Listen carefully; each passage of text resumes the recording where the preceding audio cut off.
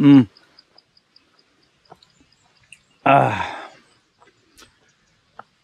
Given the number of people who contact me with regards to jobs or helping them land a job or taking advice or guidance with regards to interviews, there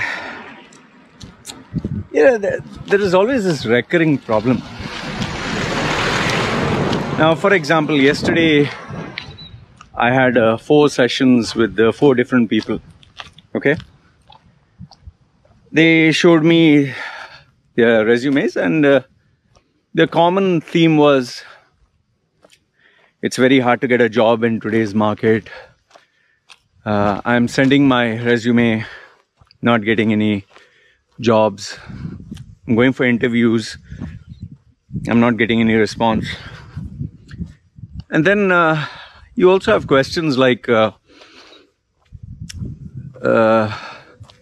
I'm stuck in the same job. I'm doing so much for the company, and every time I'm asking for a salary increase or increment, or I'm not getting it. They keep postponing. Now, all those 3 problems are actually one. The solution is one and the same. Now, I know the first thing that goes to your mind is, yeah, because you provide resume rebrand services or interview training or personal branding, you will say, if you do this, you will succeed. Okay. Let me put the ball in your court. And let me ask you, how do you actually get a job? How do you actually apply for a job? You apply for a job via resume, right? I'll tell you how I used to apply for a job. Even without the tattoos, even when I didn't have tattoos, at some stage I realized that if I were to send my CV as a mass email, the chances to get selected were very slim. I mean, just imagine someone is receiving 4,000 CVs or 3,000 or even 100 CVs. What do you need to do in order for your CV to stand out? People normally will put some colors. I've seen the craziest colors: neon yellow, pink, shocking pink. Really, huh? I've seen shocking pink, neon yellow, light blue, shocking green. I've seen normal colors: blue, red, black. I've seen the typical colors. It's not that all the CVs are bad. There are some which are really like wow, and I save them. I save them in my folder. They're like, oh wow, okay, this one stands out. So the first way to stand out is the visual appeal. So I've seen different colors and layouts and designs, and some people go to a proper professional Adobe Photoshop, Illustrator, designer, and they make it like futuristic or modern. I've even seen one airline guy wants to apply for airlines, and he put a background of an airplane. I've seen a guy who applied as a captain. Sorry, not captain. Air Force. Wants to apply as a pilot, and he has put his photograph with the, that uniform of a pilot. So yeah, you tend to see. And then there are people who want to get managerial positions, so they're put with full. Imagine a CV. One side they're standing there with their hands, folded like this and looking up. And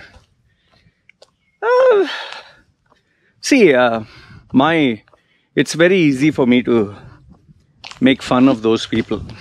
It's very easy because I'm not applying for a job. Okay. But what I tell people is, see, listen, if you are applying for a job and you get a response, means your CV is good enough. But then it comes down to percentage. If you're applying 10 places and you get, say, at least minimum 2 or 3 response. 3 is also very good. Fine, you're good enough. If it's above 3, man, you got a perfect resume. If it is 3 and it's still good, really good. When it goes down to 2, it's okay, not bad, means you're still in the game. But if it comes down to 1:10, that means, yeah, there can be a chance they want to compare you. You're good, but not that good. But then you need to have an Excel sheet, and you need to know how many people you send your CV, how many gave responses, how many gave rejections, how many didn't even bother.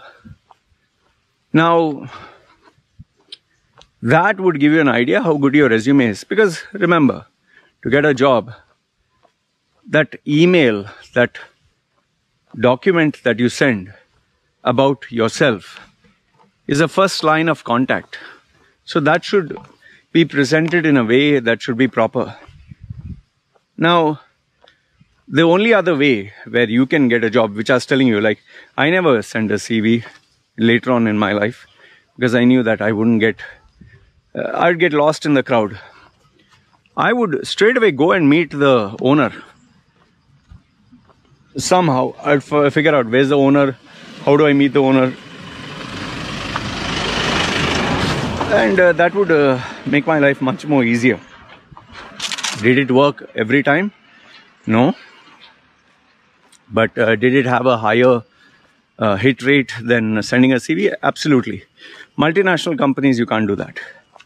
So I has to resort to contacts and connections and see, you need to have a strategy, man. Anyway, listen. The first is your resume. If you don't have contacts and connections in the market, if you don't have influence, if you can't get, wriggle your way inside a company and meet the decision maker, then it is a CV. Now let's assume your CV is good enough and you get called for the interview. Now see, this is where you either do it or you lose it. You either convince the person or you lost the opportunity forever, for good. You're not going to get a second chance. Now, what is a common thread between a resume and an interview? You'll be shocked to know it is the same thing. What the tone, the tempo, the style, the mannerism, the branding that you have on the CV has to be the same what you present at the interview. It has to match your personality. It has to match what the company wants.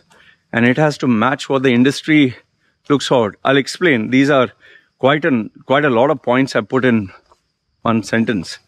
Number one is, see, it should match your, the resume should match your personality. What do I mean by that? Let's say you're applying for sales. Okay, example. In sales, it's all about being enthusiastic, being dynamic, being a go-getter, achieving the results. You need to be really strong. You need to be like a business-minded guy. You need to be a person who people want to, get along with and like and want to do business with.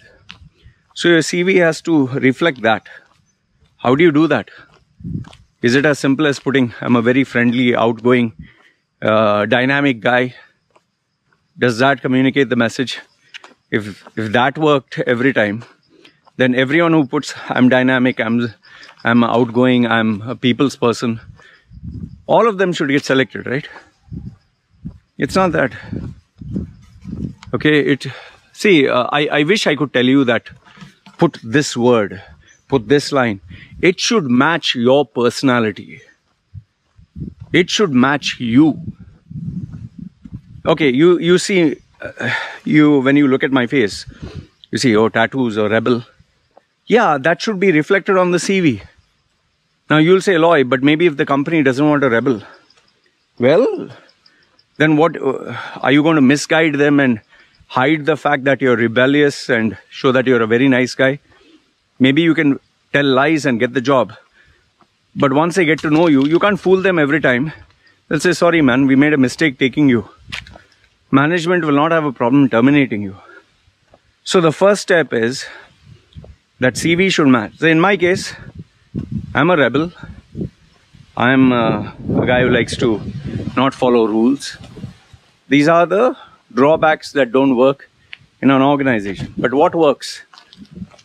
I'm self-driven, always achieving results, always not waiting for anyone. I set the trend. So now I've given you a couple of examples. Now, how do you explain that in the resume? Do you tell them I'm a go-getter, I'm dynamic? No.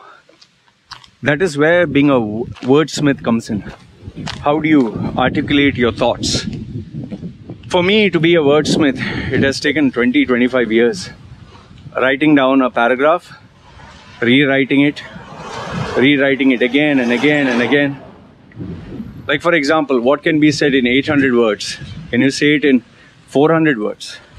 Can you say the same thing in 200 words? Can you say the same thing in 100 words? Can you say the same thing in 50 words? Now, if you can say the same thing in lesser number of words, then it's very simple. Don't use 800 words. See, then coming to even the interview, I just gave you a simple example. If you can say it in 50 words instead of 800 words, say it in 50 words. The same thing happens at the interview. Instead of rambling and talking for hours and hours, can you say it in one line? Can you create the intrigue? You know, I've given you the 3 I's. Information, intrigue, information, and interest. I really wish I could tell you, do 1, 2, 3, 4, 5, you'll get a job. The problem is, if I were to say being a wordsmith, there is no paragraph where if I tell you, you can become a wordsmith. It's like saying a doctor has to be experienced in dissecting a human body.